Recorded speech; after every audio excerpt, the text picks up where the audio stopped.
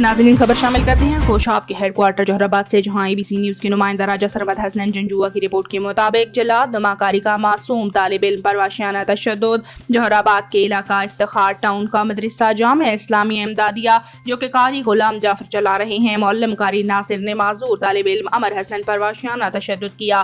खबर मीडिया पर नशर होने के बाद SHO थाना सिटी जोहराबाद राना मुजाहिद ने बर वक्त एक्शन लेते हुए मुतासरा बच्चे के वालिद की मदईयत में FIR दर्ज कर ली और ASI अहमद शेर ने अपनी टीम के हमरा मुलजिम को गिरफ्तार कर लिया।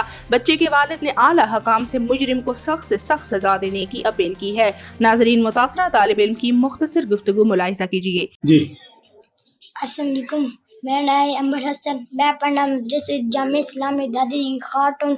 आज आए मेरे सबक अच्छा और करना से सब बच्चे वाके भाई इन नपो मुझे कपड़े दे के पीछे बांध के और पैम नाल और सावी पैम नाल और डंडे नाल मैंने मारे गए और आगे मेरी लात टूटी हुई है और मैंने सर साफ चाहिए साफ।